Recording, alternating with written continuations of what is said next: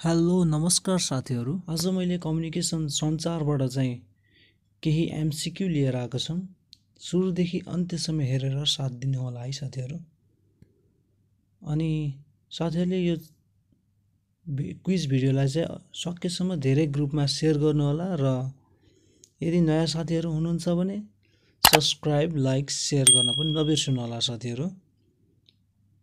यो क्वेशनहरु तपाईको NBL, NRB, RBB, ADBL all private ब्याङ्कहरु सबैमा सोध्न सक्ने क्वेशन हो साथीहरु। अनि साथीहरुले यो पीडीएफ चाहिँ हाम्रो सुल्तान राकेश टेलिग्राममा सर्च गर्नु होला, त्यहाँ छ। त्यहाँबाट पीडीएफ र जेपीजी मा पनि पाउनुहुन्छ र मेसेन्जर ग्रुपमा भएको साथीहरुले जेपीजी मा फर्मेटमा पाउनुहुन्छ है त। त्यसैले सुरुदेखि अन्त्यसम्म हेरेर साथ दिनु होला। अनि सुरु गरौँ आजको पहिलो प्रश्नबाट। प्रश्न नम्बर 1, व्यावसायिक सञ्चार भन्नाले के बुझिन्छ? अप्सन ए, व्यावसायिक प्रयोजनका लागि कुनै सन्देश एक पक्षबाट अर्को पक्षमा पुर्याउने। अप्सन बी, व्यावसायिक प्रयोजनका लागि कुनै धारणा एक पक्षबाट अर्को पक्षमा पुर्याउने। अप्सन सी, व्यावसायिक प्रयोजनका लागि कुनै खबर एक पक्षबाट अर्को पक्षमा पुर्याउने। अप्सन डी, माथिका सबै। र यसको राइट एन्सर रहेको छ अप्सन डी, माथिका सबै। अब प्रश्न नम्बर 2, निम्नमध्ये कुन चाहिँ लिखित सञ्चारको माध्यम होइन? अप्सन ए, पत्र पत्रिका। अप्सन बी, प्रतिवेदन। अप्सन सी, कुराकानी। अप्सन डी, चिठी पत्र। र यसको राइट एन्सर रहेको छ अप्सन सी। क्वेशन चाहिँ के रहेको छ भने निम्नमध्ये कुन चाहिँ लिखित सञ्चारको माध्यम होइन? निम्नमध्ये कुन चाहिँ लिखित सञ्चारको माध्यम होइन भनेपछि लिखित सञ्चारको माध्यम छैन, नभएको चाहिँ कुराकानी हो। अब प्रश्न नम्बर 3, निम्नमध्ये कुन चाहिँ मौखिक सञ्चारको माध्यम हो? अप्सन ए, प्रतिवेदन। अप्सन बी, चिठी पत्र। Option C, telephone. Option D, माथिका सबै। प्रश्न पुनः एकपटक सुन्नु होला है साथीहरू। प्रश्न नम्बर 3, निम्नमध्ये कुन चाहिँ मौखिक सञ्चारको माध्यम हो? कुन चाहिँ मौखिक सञ्चारको माध्यम हो है साथीहरू? अप्सन ए मा प्रतिवेदन। अप्सन बी मा चिठी पत्र, यो दुईटै चाहिँ लिखित हो। टेलिफोन चाहिँ अप्सन सी चाहिँ मौखिक सञ्चारको माध्यम हो है साथीहरू। यसको राइट एन्सर चाहिँ अप्सन सी हो। अब प्रश्न नम्बर 4, निम्नमध्ये कुन चाहिँ सञ्चारको महत्त्व अन्तर्गत पर्दछ? निम्नमध्ये कुन चाहिँ सञ्चारको महत्त्व अन्तर्गत पर्दछ?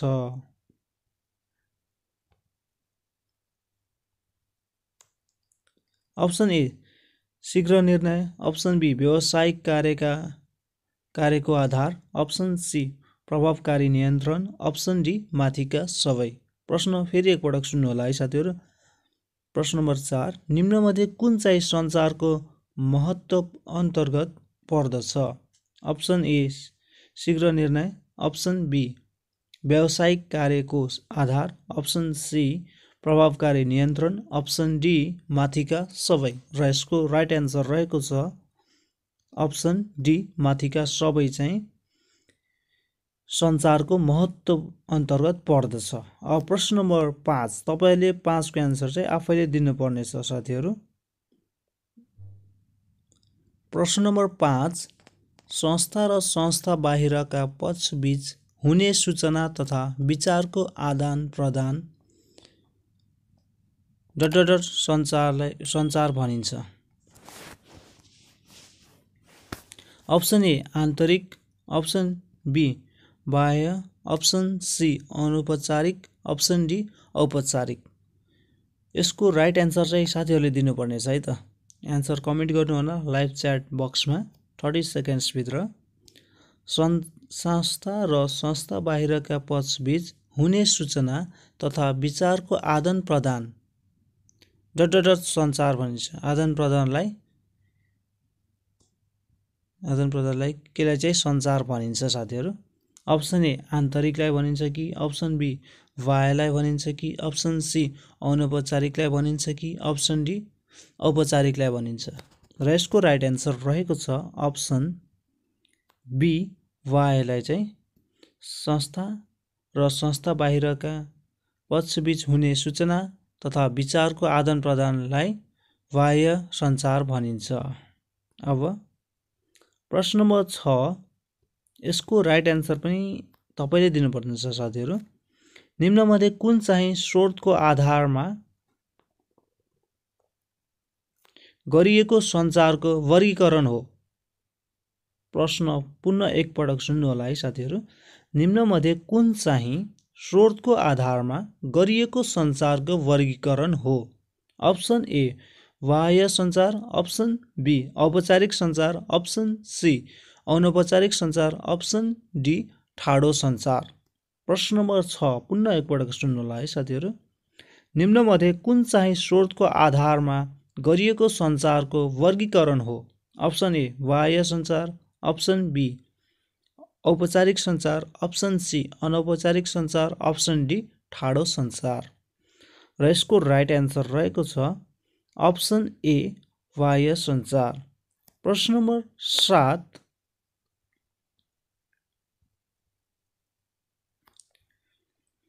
निम्नमध्ये कुन चाहिँ प्रयोग गरिएको साधनको आधारमा सञ्चारको वर्गीकरण हो? प्रश्न नम्बर 7, निम्नमध्ये कुन चाहिँ प्रयोग गरिएको साधनको आधारमा सञ्चारको वर्गीकरण हो? अप्सन ए आन्तरिक र बाह्य सञ्चार, अप्सन बी औपचारिक र अनौपचारिक सञ्चार, अप्सन सी ठाडो समतल र छड्के सञ्चार, अप्सन डी माथिका कुनै पनि होइन। प्रश्न पुनः एकपटक है साथीहरू। निम्न कुन चाहिँ प्रयोग गरिएको साधनको आधारमा सञ्चारको वर्गीकरण हो? र यसको राइट एन्सर रहेको छ अप्सन डी माथिका कुनै पनि होइनन्। प्रश्न नम्बर 8, निम्नमध्ये कुन चाहिँ सम्बन्धको आधारमा गरिएको सञ्चारको वर्गीकरण हो? प्रश्न नम्बर 8, निम्नमध्ये कुन चाहिँ सम्बन्धको आधारमा गरिएको सञ्चारको वर्गीकरण हो? अप्सन ए आन्तरिक वा बाह्य सञ्चार, अप्सन बी औपचारिक र अनौपचारिक सञ्चार, अप्सन सी ठाडो समतल र छड्के सञ्चार, अप्सन डी माथिका कुनै पनि होइनन्। र यसको राइट एन्सर रहेको छ अप्सन बी औपचारिक र अनौपचारिक सञ्चार। प्रश्न नम्बर 9, निम्नमध्ये कुन चाहिँ प्रवाहको दिशाको आधारमा सञ्चारको वर्गीकरण हो? अप्सन ए ठाडो समतल र छड्के सञ्चार, अप्सन बी आन्तरिक र बाह्य सञ्चार, अप्सन सी औपचारिक र अनौपचारिक सञ्चार, अप्सन डी माथिका कुनै पनि होइनन्। र यसको राइट एन्सर रहेको छ अप्सन ए ठाडो समतल र छड्के सञ्चार। प्रश्न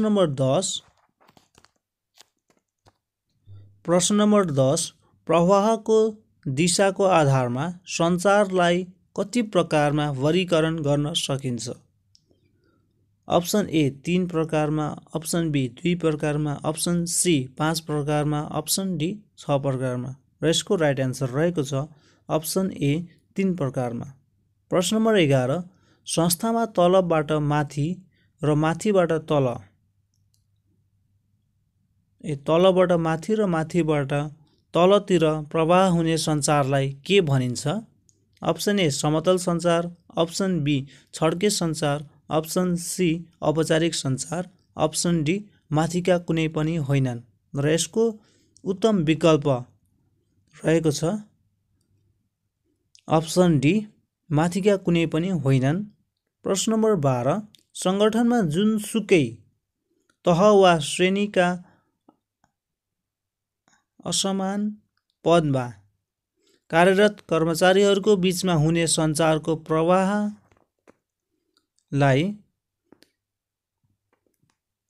के भनिन्छ?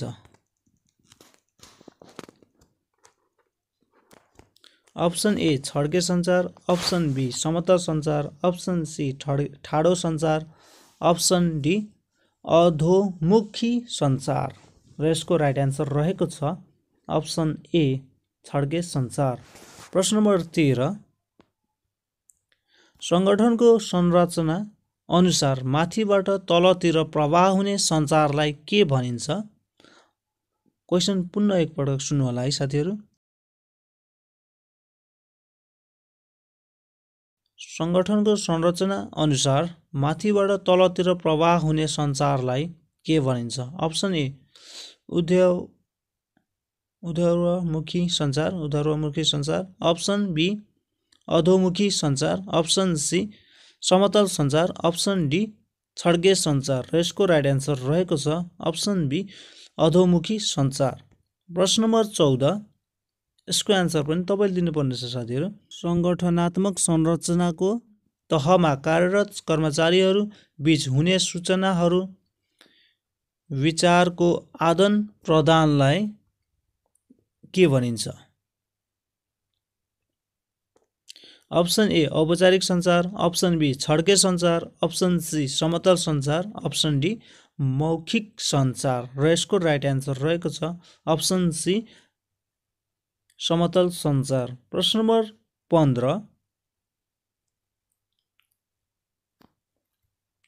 कुनै औपचारिक नियम वा परिधि बिना नै संस्थामा कार्यरत कर्मचारी तथा तेस्रो पक्षीय समान वा विभिन्न तहमा हुने सूचनाको आदान प्रदानलाई के भनिन्छ?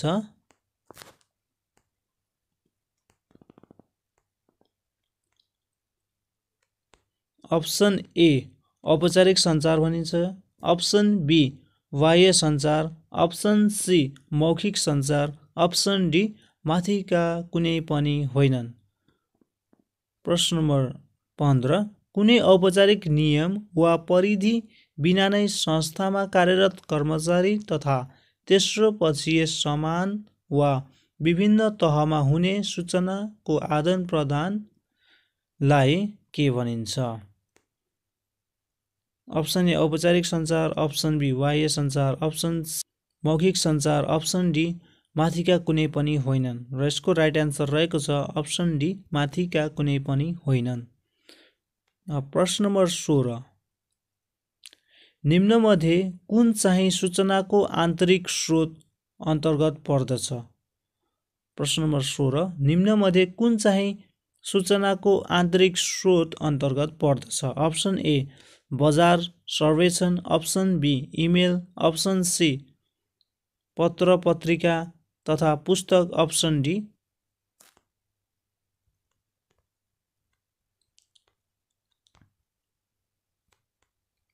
प्रश्न नम्बर 16 निम्नमध्ये कुन चाहिँ सूचनाको आन्तरिक स्रोत अन्तर्गत पर्दछ? अप्सन ए बजार सर्वेक्षण, option B email, option C पत्र पत्रिका तथा पुस्तक, अप्सन डी वित्तीय विवरण र यसको राइट एन्सर रहेको छ अप्सन डी वित्तीय विवरण चाहिँ सूचनाको आन्तरिक स्रोत अन्तर्गत पर्दछ। अब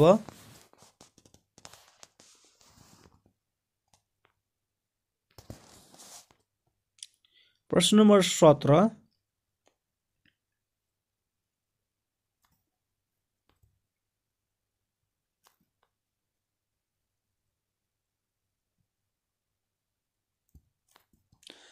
सञ्चार प्रक्रियाको सन्दर्भमा कुन क्रम सही छ? अप्सन ए स्रोत सन्देश साङ्केतिक रूपान्तरण, माध्यम रूपान्तरण, प्रापक प्रतिक्रिया, अप्सन बी स्रोत सन्देश प्रापक साङ्केतिक रूपान्तरण, माध्यम प्रतिक्रिया रूपान्तरण, अप्सन सी सन्देश स्रोत प्रापक माध्यम रूपान्तरण साङ्केतिक रूपान्तरण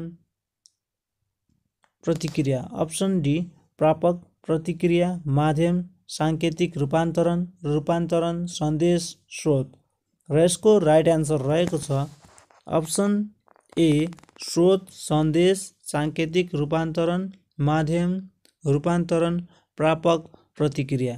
र अब प्रश्न नम्बर 18 व्यावसायिक पत्र लेख्दा ध्यान दिनुपर्ने कुराहरूमा निम्नमध्ये कुन चाहिँ सही छन्? Option A, option B, option C.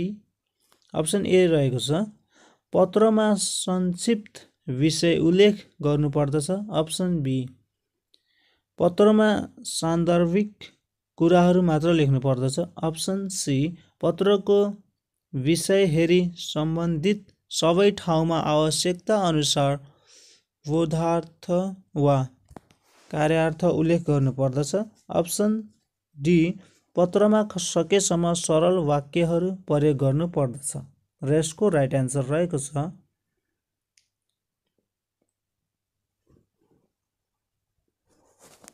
Option D माथिका एकतर्फी सञ्चार भन्नाले तलका मध्ये कुनलाई बुझिँदैन?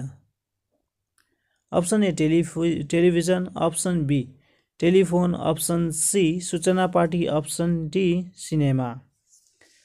प्रश्न नम्बर 19 एकतर्फी सञ्चार भन्नाले तलका मध्ये कुनलाई बुझिँदैन? Option A television, option B telephone, option C सूचना पार्टी, अप्सन डी सिनेमा। र यसको राइट एन्सर रहेको छ अप्सन बी टेलिफोन। चाहिँ एकतर्फी सञ्चार भन्नाले एक तलका मध्ये कुन चाहिँ बुझ्दैन? टेलिफोन बुझ्दैन। अब प्रश्न नम्बर 20 विभिन्न सङ्गठनात्मक तथ्यहरूको कारणले सञ्चार प्रक्रियामा आउने अवरोधलाई के भनिन्छ? अप्सन ए भौतिक अवरोध, अप्सन बी भाषागत अवरोध, अप्सन सी मनोवैज्ञानिक अवरोध, अप्सन डी माथिका कुनै पनि होइनन्। प्रश्न नम्बर 20 विभिन्न सङ्गठनात्मक अप्सन बी प्रश्न नम्बर 20 विभिन्न सङ्गठनात्मक तथ्यहरूको कारणले सञ्चार प्रक्रियामा आउने अवरोधलाई के भनिन्छ? अप्सन ए भौतिक अवरोध, अप्सन बी भाषागत अवरोध, अप्सन सी मनोवैज्ञानिक अवरोध, अप्सन डी माथिका कुनै पनि होइनन्। र यसको राइट एन्सर रहेको छ प्रश्न नम्बर 21 सङ्गठनात्मक संरचना र अन्य आन्तरिक तथा बाह्य वातावरणीय तत्त्वहरूको कारण सञ्चारमा सृजना हुने बाधा वा अडचनलाई के भनिन्छ? अप्सन ए सङ्गठनात्मक अवरोध, अप्सन बी भौतिक अवरोध, अप्सन सी भाषागत अवरोध, अप्सन डी मनोवैज्ञानिक अवरोध। अप्सन ए सङ्गठनात्मक अवरोध, अप्सन बी भौतिक अवरोध, अप्सन सी भाषागत अवरोध, अप्सन डी मनोवैज्ञानिक अवरोध। र यसको राइट एन्सर रहेको छ अप्सन बी भौतिक अवरोध। प्रश्न नम्बर 22 विभिन्न कारणले सञ्चार प्रक्रियामा आउने समस्या या गतिरोधलाई के भनिन्छ?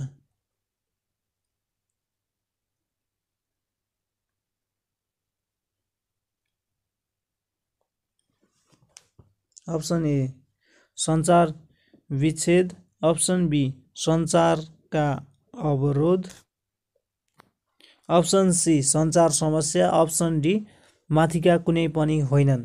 प्रश्न नम्बर 22 विभिन्न कारणले सञ्चार प्रक्रियामा आउने समस्या वा गतिरोधलाई के भनिन्छ? अप्सन ए सञ्चार विच्छेद, अप्सन बी सञ्चारका अवरोध, अप्सन सी सञ्चार समस्या, अप्सन डी माथिका कुनै पनि होइनन्। यसको राइट एन्सर रहेको छ अप्सन बी सञ्चारका अवरोध। प्रश्न नम्बर 23 सञ्चारको भाषासँग सम्बन्धित विभिन्न तत्त्वहरूको कारणबाट सञ्चारमा हुने अवरोधलाई के भनिन्छ? अप्सन ए भौतिक अवरोध, अप्सन बी माध्यम अवरोध, अप्सन सी मनोवैज्ञानिक अवरोध, अप्सन डी माथिका कुनै पनि होइनन्। प्रश्न नम्बर 23 सञ्चारको भाषासँग सम्बन्धित विभिन्न तत्त्वहरूको कारणबाट सञ्चारमा हुने अवरोधलाई के भनिन्छ? अप्सन ए भौतिक अवरोध, अप्सन बी माध्यम अवरोध, अप्सन सी मनोवैज्ञानिक अवरोध, अप्सन डी माथिका कुनै पनि होइनन्। यसको राइट एन्सर रहेको छ माथिका कुनै पनि होइनन्। एउटा व्यावसायिक संस्थाले आफ्ना शाखा कार्यालय अभिकर्ता डिलर वा ग्राहकहरूलाई एउटै प्रकारको व्यावसायिक सूचना दिनको लागि प्रयोग गरिने सञ्चारको तरिकालाई के भनिन्छ? अप्सन ए तोक, अप्सन बी टिप्पणी, अप्सन सी पत्र, अप्सन डी आदेश र यसको राइट एन्सर रहेको छ अप्सन सी परिपत्र। प्रश्न नम्बर 25 कार्यालयमा कुनै व्यक्ति वा संस्थाले कुनै काम वा निर्णयको प्रयोजनको लागि पेश गरेको आदेश उप आधिकारिक तह वा व्यक्तिबाट मातहतको कर्मचारी सो काम वा निर्णय गर्न वा नगर्न दिएको लिखित निर्देशनलाई के भनिन्छ? अप्सन ए टिप्पणी आदेश, अप्सन बी परिपत्र, अप्सन सी तोक आदेश, अप्सन डी परिपत्र आदेश। यसको राइट एन्सर रहेको छ अप्सन सी तोक आदेश। प्रश्न नम्बर 25 कार्यालयको कुनै महत्त्वपूर्ण विषयमा अधिकार प्राप्त व्यक्ति वा निकायबाट अन्तिम निर्णय गराउनको लागि आवश्यक तथ्य र कागजातहरूसहित माथिल्लो निकायमा पेश गरिने कागजातलाई के भनिन्छ? अप्सन ए तोक, अप्सन बी टिप्पणी, अप्सन सी परिपत्र, अप्सन डी सहायपत्र। यसको राइट एन्सर रहेको छ अप्सन बी टिप्पणी भनिन्छ। प्रश्न नम्बर 26 टिप्पणी कस्तो प्रकारको कागजात हो? अप्सन ए तल्लो तहबाट माथिल्लो तहमा पेश गरिने कागज, अप्सन बी माथिल्लो तहबाट तल्लो तहमा पेश गरिने कागज, अप्सन सी एउटै तहको कर्मचारीमा पेश गरिने कागज, अप्सन डी माथिका कुनै पनि होइनन्। यसको राइट एन्सर रहेको छ अप्सन ए तल्लो तहबाट माथिल्लो तहमा पेश गरिने कागजात। प्रश्न नम्बर 27 सामान्यतया मौजुदा व्यवस्थामा परिवर्तन भएमा, नयाँ नीति नियम लागू भएमा, कार्यविधि तर्जुमा भएमा वा निर्णय भएमा सम्बन्धित कार्यालयहरूलाई लिखित रूपमा दिइने जानकारीलाई के भनिन्छ? अप्सन ए सूचना, अप्सन बी परिपत्र, अप्सन सी तोक आदेश, अप्सन डी पत्र व्यवहार। प्रश्न नम्बर 27 सामान्यतया मौजुदा व्यवस्थामा परिवर्तन भएमा, नयाँ नीति नियम लागू भएमा, कार्यविधि तर्जुमा भएमा वा निर्णय भएमा सम्बन्धित कार्यालयहरूलाई लिखित रूपमा दिइने जानकारीलाई के भनिन्छ? अप्सन ए सूचना, अप्सन बी परिपत्र, अप्सन सी तोक आदेश, अप्सन डी पत्र व्यवहार। यसको राइट एन्सर रहेको छ अप्सन बी परिपत्र भनिन्छ। प्रश्न नम्बर 28 सञ्चारको सन्दर्भमा तलको सूची 1 लाई सूची 2 सँग मिलाई सही उत्तर छान्नुहोस्।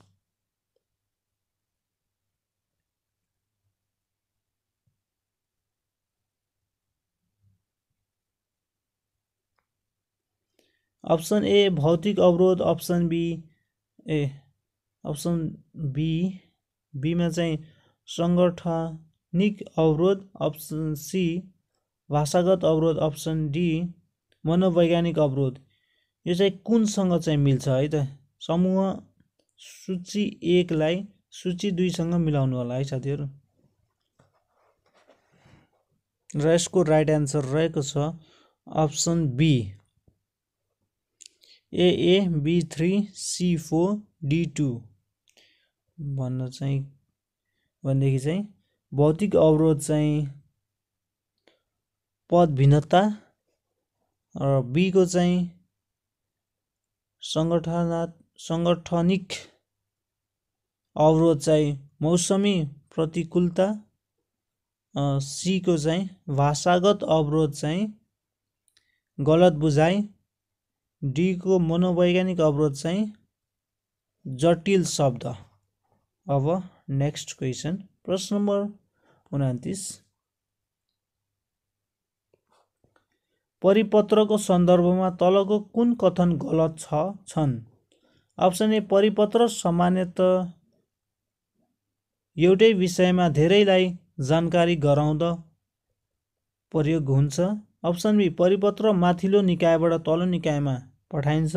अप्सन सी परिपत्र लिखित वा मौखिक कुनै माध्यमबाट पठाउन सकिन्छ। अप्सन डी परिपत्रमा प्रत्यायोजनको सिद्धान्त बमोजिम सूचनाको जवाफदेहिता हस्तान्तरण हुँदै जान्छ। यसको राइट एन्सर रहेको छ अप्सन जान्छ। यसको राइट एन्सर रहेको छ अप्सन सी, परिपत्र लिखित वा मौखिक कुनै माध्यमबाट पठाउन सकिन्छ। प्रश्न नम्बर 30, देखाएको कुन अवस्थामा परिपत्र गर्नु आवश्यक हुँदैन?